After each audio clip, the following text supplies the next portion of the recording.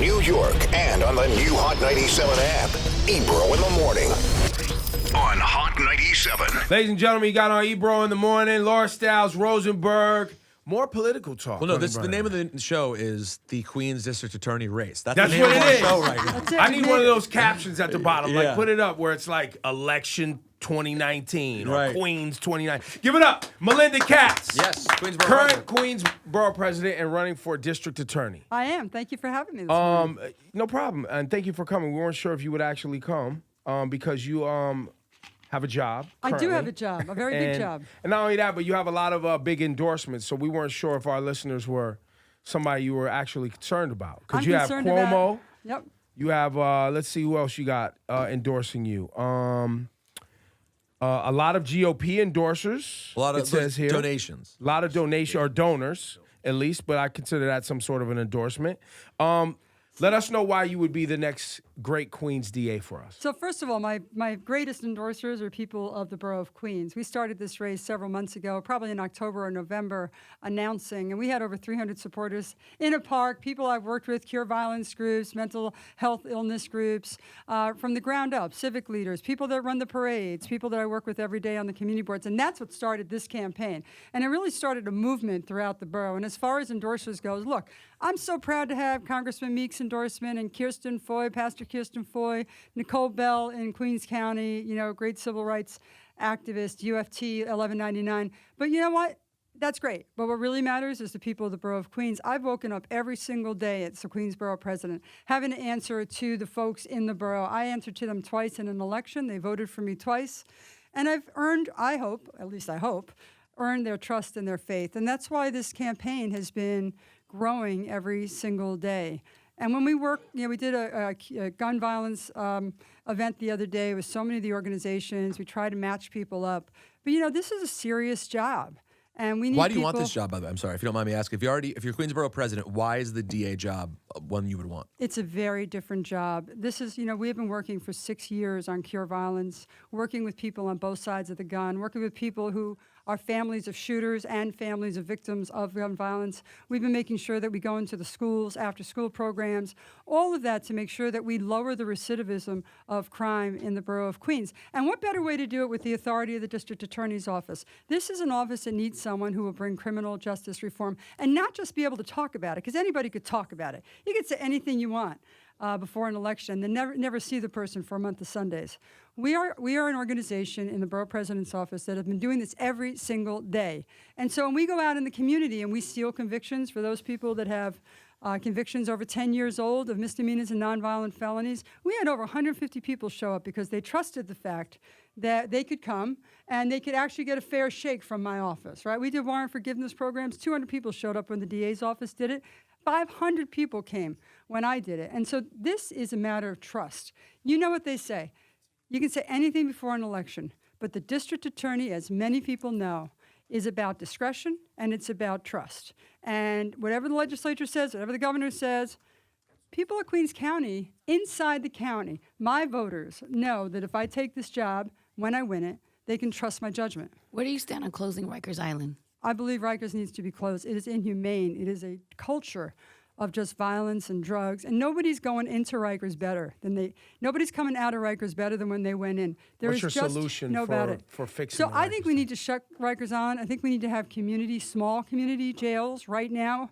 The plan that the mayor has, first of all, he hooked up all 4 of the jails throughout the city in one application, which means that you can't really talk with one voice about any of them. So as the borough president, they want to put a 1,500-bed institution in Queens County. Now, I will never approve a 1,500-bed because you know what they say. When you build a 1,500 beds, you know what's going to happen? They got to fill them up. And so they want to close. So what would you approve? So I would approve a smaller-based community jail where you can be closer to the family. A lot of people that are sitting in Rikers right now have never been tried, never indicted. Right. And 73% of the people are waiting for their trial. And and by the way, in Queens County, they don't even know the evidence that's against them while they're waiting on the trial. And so we need smaller community-based jails And we need to work with our groups, our cure violence groups, our drug rehabilitation groups, our mental health groups, our workforce development organizations, to make sure that it is set up in a way where you can actually deliver the services that they're not getting right now on Rikers Island. Because you're so experienced, I need a number, though. You say not 15. You know, there's a 11, jail. So 9. I'll give you an example. We did a hearing the other day at Borough Hall because as the Queensborough president, I'm actually the only candidate in this race that has had to take a position. Okay. And the city went from originally saying, well, there's 7,500 people on Rikers Island. Now they're saying, well, you know, we've lowered it to about 6,500. And now they're saying it's 5,000 that it's going to be lowered to within a year or so. And then they said with the new law, it's going to be 4,000. And the activists would like it to be 3,000. Now, I know I may not be a mathematician, but if you're going to spread out jails through the entire city of New York, and each one is 1,500, that doesn't sound to me like we're lowering the population of Rikers Island. So it sounds like what it needs to be is 500. It sounds like it needs to be either, I think all the population needs to be lowered to at least 3,000. And so we're happy to take our proportional share of what that is. So then But you're it good. it's not You're okay with 1,500. what is it called? Supervised. So starting January 1st, anyone who is arrested for a misdemeanor or a nonviolent felony will not be put on Rikers Island, right? They will be out without bail, no cash bail. And so we need to figure out how to deal with everyone else that gets arrested, who've never been tried, some of which have never been indicted. And so how do you do that? And supervised release, to me, is part of what we can use as a solution. Got it. But by the way, even those that get arrested for marijuana or for misdemeanors or for any nonviolent felons, we also need to make sure that we empower our community groups from the ground up. We have amazing cure violence groups. We have Life Camp, 696 Build. We have Fathers Alive in the Hood. We have all of these organizations that are every day trying to keep kids out of the system. And we're not empowering them. And they are doing a great job regardless of the fact that we're not empowering them. And you're saying empowering them means that they would be a part of this supervised They release need program. a partnership with the district attorney's office. The first time you see the DA shouldn't be when he's coming to get you. Yeah. The first time our young people especially see the DA should be when he or she is working in partnership with groups, sending them into junior high schools and high schools, taking people who have done time in state prison, who are willing and want to come into our schools and into our housing developments and all over the borough to show people that there's a better path. I went out to Rikers Island the other day. I went out with Kevin Livingston, who does 100 Suits, 100 Men. And we went out, we spoke to young people who were out there, young men. And I had a chance to go one-on-one conversation with them. And each one of them said to me, all we want to do is get out and make sure that other young people don't make the bad choices that we made. And we want to go in and talk with them to make sure that they know there are better choices. We don't want anyone to end up out here. And I was so moved and touched at their desire, not just willingness, their need People to go wanna out and help other people. People definitely want to help. So supervised release, you're into that. No cash bail. You want cash bail gone. Gone. It should be gone. You're going to remit, look, for violent crimes, for those that, for that man who, and I can't really talk details, but if you lock a 3-year-old child in a car and chain it shut, so that child these can't are get out. different crimes. So it's a different crime. So those there's crimes levels. that you're And going to I be think remanded. the regular person understands that there's levels. Right. So I don't think the regular person understands, like with Khalid Browder, Right. how that something like that happens. Because it never should've. I don't think the regular person understands how, with what everybody's really emotional about when they see us, you're looking at police officers who can legally lie to people to get convictions and confessions and these things. The regular person does not understand how these things are even exist in a society that we all think is somewhat fair or is supposed to be fair. It's supposed to be fair, but it has not been. It's been inequitable. People of color have been arrested at a much larger percentage than white. People of color get larger sentences and longer sentences. The bail is higher. I mean, these are facts. These aren't something that are just opinions that we can banter around the kitchen table with. These are facts. And in Queens County, we need to make sure that we not only make the system equitable moving forward, but we need to make sure that we have a conviction integrity unit to look past it. So to you look are back. into that? Oh, I want a conviction integrity Because unit. Queens from and day Staten one. Island are the two places that don't have it. Queens needs to have it. They'll have it by January 1st. And let me tell you, the only way you can do a conviction integrity unit and get it right is by knowing the community groups, working with them day in and day out for years, having their trust and their faith. And by the way, having the experience and the skill set to be able to negotiate with the bench, with the criminal defense attorneys, with the other ADAs, and all that happens. I mean, and you can't do that on day one if you don't know anyone. So can I ask you something? So why is it when we do look at the list of some of these donors, and I know everyone gets donors from different places, but why is it that some of these right wingers who have, like, including a couple have supported President Trump, would support you? Because everything you've said to me so far, said to us so far, does not sound like the same set of interests that people who support President Trump would have.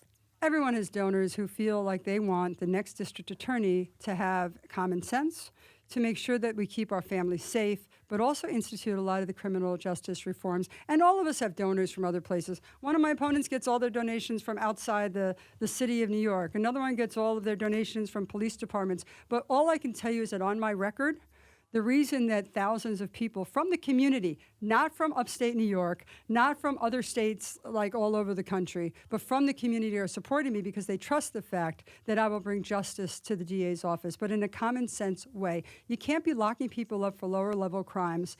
It is unfair, it's inequitable, and no one's getting better coming out. So the organizations that I have spent 6 years and 25 years before that, or 20 years before that, working with, know that I will be fair and just. I'll make up for past inequities because there have been a load of past inequities.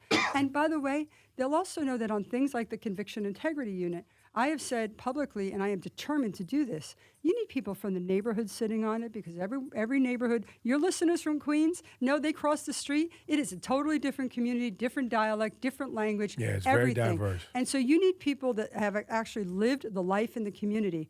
And they know that I'll use the fact that they have creds in the street to go into our schools. Well, people in the community know, and I'm sure everybody knows where the problems are. Yep. People know where the problems are, not only from parenting issues, when parents have issues, and where that spills over to the kids, right? If you live in a community, you watch these kids become the humans that they're going to be, and we watch the problems begin, right? It's not foreign. So a Conviction Integrity Unit that has the involvement of the community and the people that live in and around it makes great sense. Why is it, though, that in Queens, and you've been the borough president how long? 6 years, about. Why is this marijuana convictions thing still going on in Queens? I don't know why it's going on in Queens. It should not be happening in Queens. Under my administration, we will not prosecute for low-level marijuana at all. Not only will we not prosecute, we'll go back and let people out that are sitting on Rikers because they happen to be caught smoking a joint or because they had a small bag on them. It is ridiculous. And I believe, quite honestly, it's an excuse for stop and frisk. Yeah, it is, I think we got rid of, when I ran 7 years ago, I was one of the first elected officials that came out and said, we need to stop and frisk. It's not lowering crime. 98% of the people that are getting stopped are of color. 91% of the people that are getting stopped of color have nothing on them, not a nail clipper, not even like a nail file, nothing. And yet we still continue to stop and frisk. Wait, we can't have nail clippers? Nothing. They had nothing. Newsflash, do not bring your nail Don't bring clipper your nail outside clippers the anywhere. house. But they had nothing on them. And it's 90. And if you look at the statistics, when you're stopping 98% of the people of color, there is something wrong with that. And we stopped it. And so now I believe, because I know, look, marijuana is a touchy subject in a lot of communities. I get it. But it is so inequitable the way that it is enforced. And if you are a person of color smoking pot, you are getting stopped. You're getting stopped and frisked. There's no doubt. So it's an excuse. Why is it, what's touchy about marijuana? Now, there's a lot of communities we go into that don't want the inequities that clearly is being enforced, but don't exactly want all the kids smoking pot on the street. But that's not going to be a thing. I get it. And why do politicians even allow it? It's like you don't liquor is legal. Right. Right?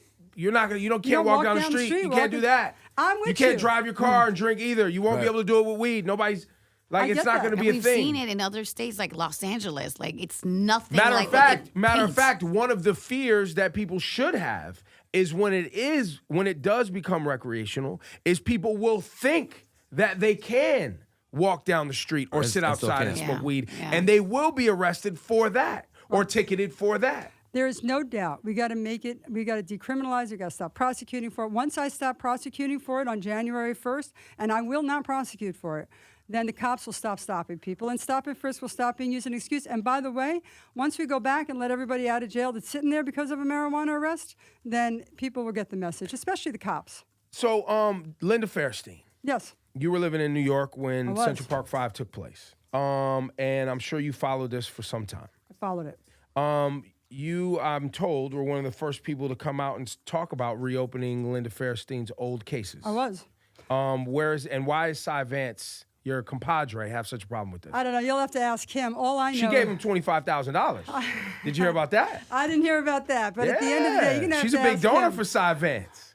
Listen, you're going to have to ask him. All I know is that in my district attorney's office, if one prosecutor continues to show an issue that they were unfair, that they got convictions that were based on other defendants' confessions and accusations, we got to open up those cases first. In fact, when you have a conviction integrity unit we were talking about the other day, we need to first look at all of those cases that are based solely on a defendant's confession. We need to look at the circumstances by which they confessed. We need to look at whether the videotape was done from top to bottom, whether they showed the jury all of the videotape and not Like in just Chanel 5 minutes Lewis, of it. in the Like Chanel Lewis? So Chanel, you're right, but with Linda Fairstein, she has shown that you need to go back, look at her old cases, because clearly you have to just reopen cases where if there's any question of impropriety on the district attorney. And with the Chanel Lewis, I already said on Channel 1 when we did the debate, that we need to go back with the conviction integrity unit. It is the perfect example of what that unit is for, is to look back, see how the confession was done,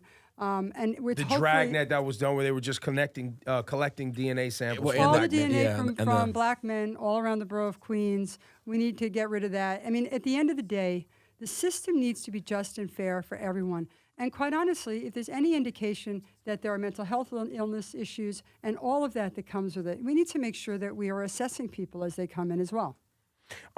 The other Linda Fairstein cases,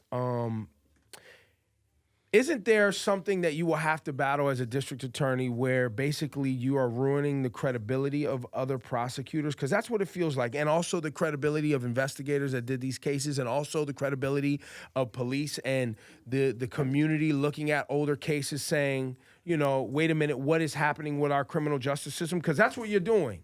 People that say they're going to go back, that's what you're going to be up against. You're going to be up against unions, benevolent unions, the I don't know, what is it, the spokespeople for the police union. All these people are going to come out against you because you're challenging the integrity of the system. Are you prepared for that? I've made my career on challenging the system and challenging powerful interests. When I was an assembly member, I stood up to the Catholic Church when nobody was talking about sexual abuse of children. Nobody was talking about it. I stood up against them and got the statute of limitations told so you could be an adult to report your abuser when you're a child. And I could name 10 circumstances that we stood up to powerful interests. But no, I believe that when you hold a bad district attorney or a police officer who has had misconduct up to task, then I think it creates the credibility of the system, because people know that if they misbehave, if they're not telling the truth, if they lie in my house, then they will be held accountable. And I think that creates a better trust between the community and the police department and the district attorney's office.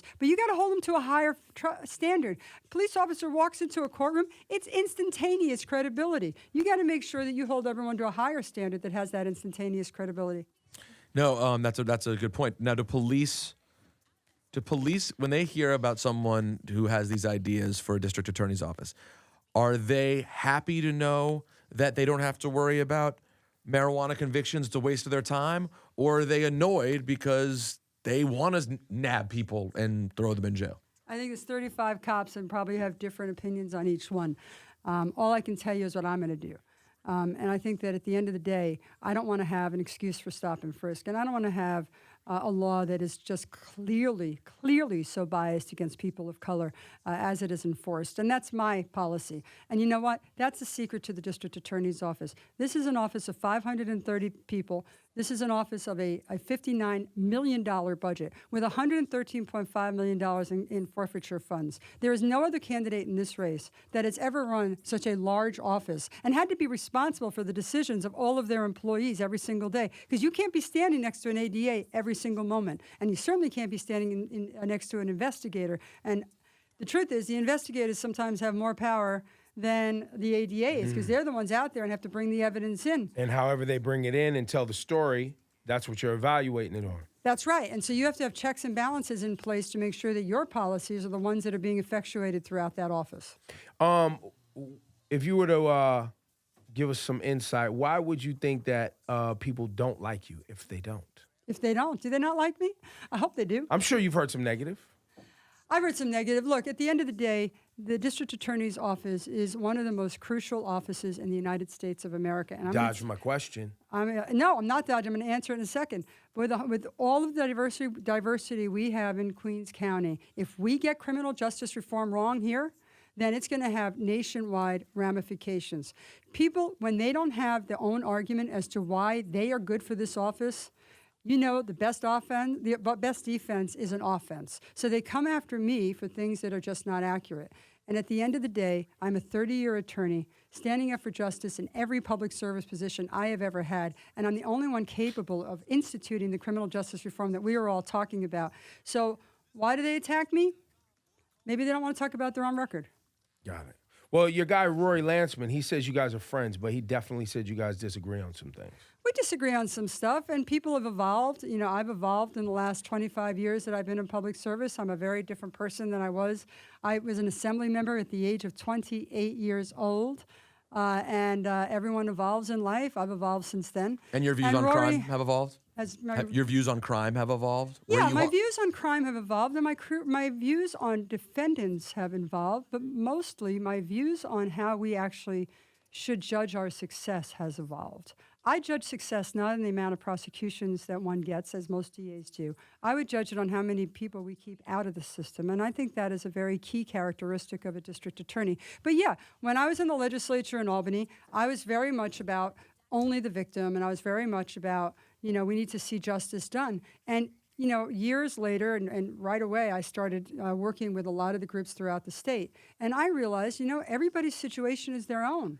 People are trying to put food on their table. They're trying to give a better life to their family than they ever dreamed of having for themselves. And you can do so much more good by working to make sure defendants stay out of the system and get what the resources they need in order to have a good life. And by the way, doing it that way ends the recidivism of crime, ends people coming out and doing it again. So I think that you can have justice for victims, but you can also have justice for defendants. And those that say that you can't do both, I don't think take a realistic approach to criminal justice reform. They're just ready to throw humans away usually. Well, yeah, and it's just a tagline, right? You need to be able to do both, but you also need to judge the true value of how you are a district attorney as to how you work with young people and keep them out of the system.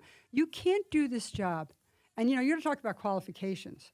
I believe what is an unqualified district attorney is those that do not work with the cure violence groups, do not work with mental rehabilitation, do not make sure that we have college credits available.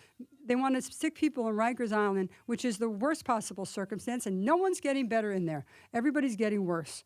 And so qualification for me is being able to run a 530-person office, have the trust and the faith of the individuals in the community, you know, like Meeks and 1199 and like, you know, social activists. But you need to be able to do that by January 1st. You can't do that by introducing yourself to the neighborhoods on the 1st of January. Right, you got to have those relationships. You got the relationships, and you have to have the legal skill to actually make it happen too, and to make the hard judgments. And you also have to be tested and challenged. You think it's going to be easy making criminal justice reform Absolutely in not. the borough of Queens, right? We have the Bronx, Manhattan, and Staten Island that are already diverting small amounts of contraband, of controlled substance.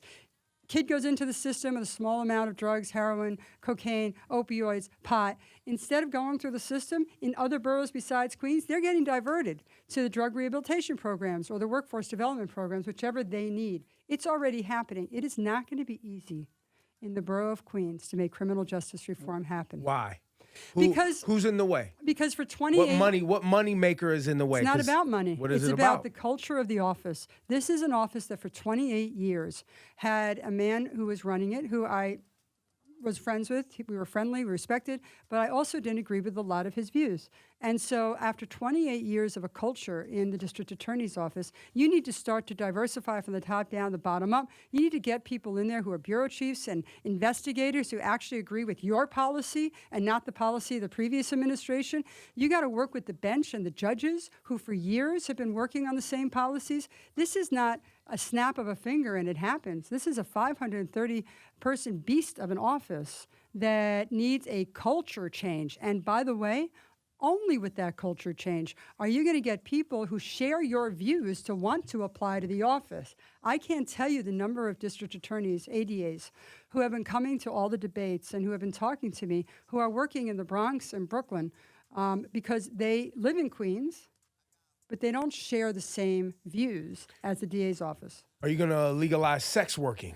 So I'm going to decriminalize sex workers. So Tell we're me what not that going to means. prosecute sex workers, Okay. right? We're going to divert those funds to get the sex traffickers and to make sure that if people are coming into the borough of Queens and using fraudulent circumstances to bring people here in order to put them into slave labor of sex working, that we give them an out, we give them a way to turn for help. Right now, there is really no collaboration in order to do that. We have a human traffic intervention court where they try to divert people, but we need to get the sex traffickers who truly are using... You're talking about the pimps. No, I'm talking about real traffickers who are coming in from other countries, who are bringing women in from other countries on the idea of being a nanny or a housekeeper or a teacher or whatever it is. And they say, come to America, pay us, and then we will get you that job, and we will bring you into the country. And in Queens... it's funny, Kirsten Gillibrand came in last year, and we had this whole forum on sex trafficking. In Queens, we need to divert those funds into getting the traffickers, but we also need to get the help for the women and people who are in the business that want to get out and don't see a path out of it. And that's really important. And by the way, we don't have to wait till people are arrested. If we create a culture in the office where anyone can walk in off the street, we work with the Family Justice Center right now and do a lot of this. They can walk in off the street and say, listen, I'm in this business, I want to get out, and I don't know how. And we need to be able to do it so that they don't have to go back into an abusive situation. You're confident, you're strong, you talk very fast. We're keeping up, though. I'm trying to talk fast. I don't know. If you win this, yes. How does one hold a district attorney accountable for the things that they promised on their way into the office? You know, it's interesting to me because those that have never been in office, and I know they've been on your show, they talk about career politics, but there's a reason that people want their district attorney to get elected because they want them to be held accountable to their word. There's a re-election every 4 years, and everyone should be held accountable to the promises they've made. But you want to know the real reason you can hold me to them? I've been doing it for 25 years. So for the council district, for the assembly district, as the borough president, I have held to my word every single time. And that's the reason over 300 people were with me the day I announced, because they know that when I say something, I do it, and when I do it, I say it. And by the way, if I can't do it, I will also tell you. And not many people like that characteristic. Someone said to me once, what's your worst characteristic? And I said, I'm very direct. I said, it's a horrible characteristic in your personal life, but professionally, it has bode me well. Mm-hmm. And I will tell you when I don't agree, and I will also tell you when I'm not capable of something to do, either because it's wrong or because I don't believe in it.